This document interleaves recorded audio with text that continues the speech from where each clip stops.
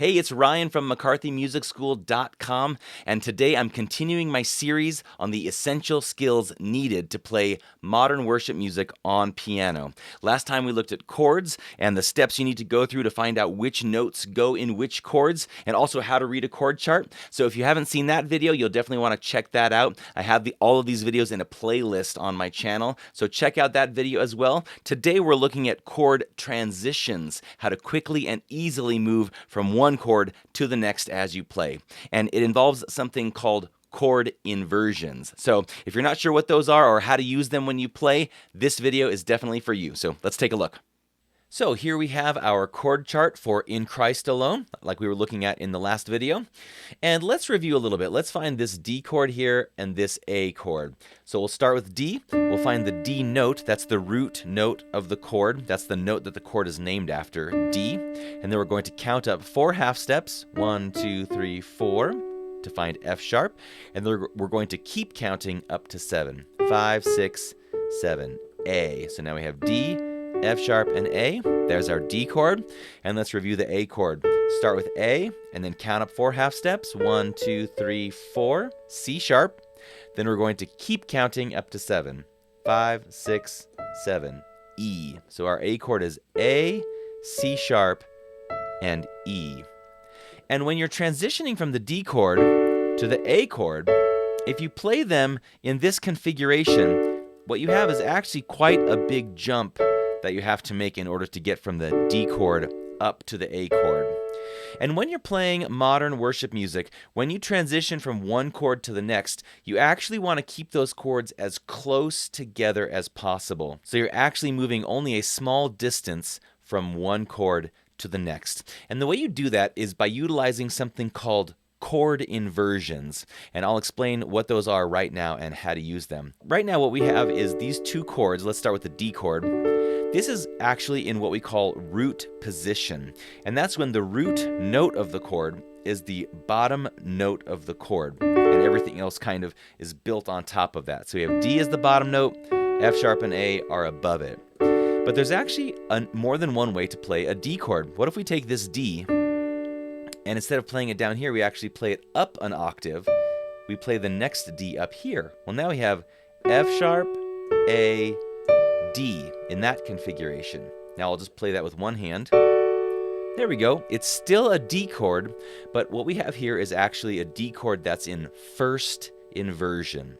That's what we call that. So instead of the root note being on the bottom, it's actually on top, and the middle note, F sharp, that's what's on the bottom. So this is a D chord in first inversion. Now we can actually do that again. Let's take the F sharp and move it up up an octave. There's F sharp on top, so we have A on the bottom, D in the middle, F sharp on top. I'll play that with one hand.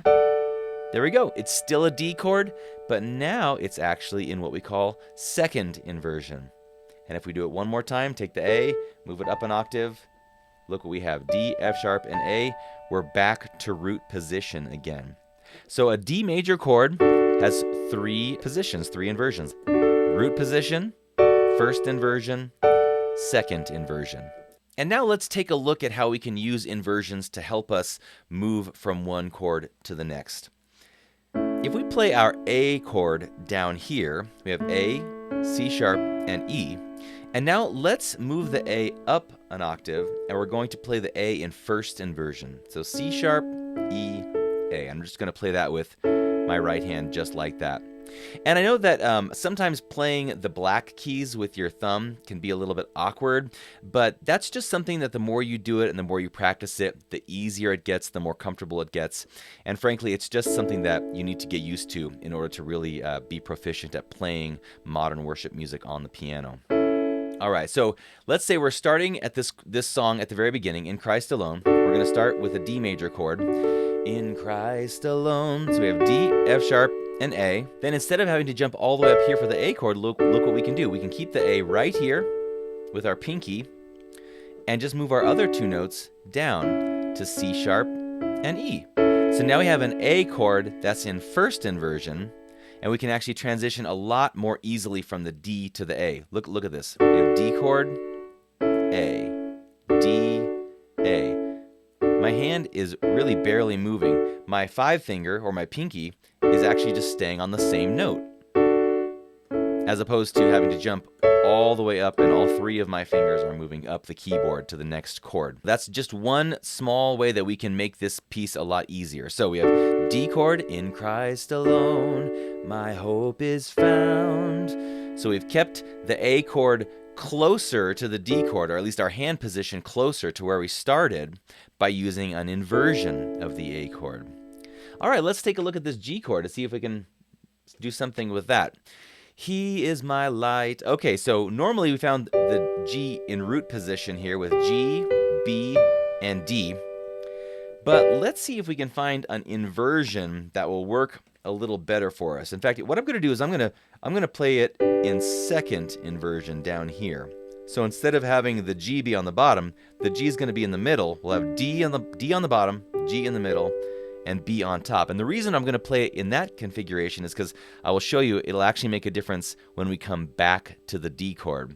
So if we start at He is my light, He is my light, my strength, my song. Okay, so the D chord on song, look at this, we can just bring these top 2 notes back down, and now we have the D chord in root position again. So if we play the G chord in a second inversion position, what we can do is keep our thumb right here on D, and the top 2 notes can come back down to our D root position chord.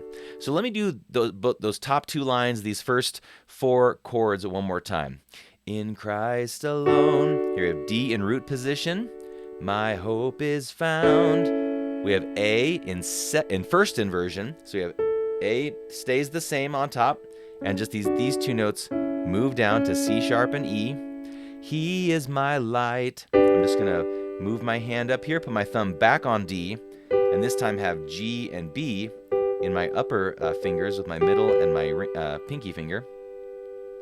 Light, my strength, my song. And then all I have to do to get back to home base, back to the D chord, is just move these top 2 notes back down. And there I am, back in my D root position chord. So you can see using chord inversions can be a very powerful tool to allow you to keep your hand in generally the same area and play all or most of the chords through an entire song without having to jump around a lot and do any kind of awkward moves like that. In order to be able to play chords in different inversions, you really need to know which notes are in the different chords you're trying to play. And to help you with that, I created a free PDF called the Quick Start Chord Guide. It has step-by-step instructions for how to play the 5 most common types of chords you'll find in modern worship music, and it has full-color illustrations, and it's a really great, helpful resource. I think it'll really help you.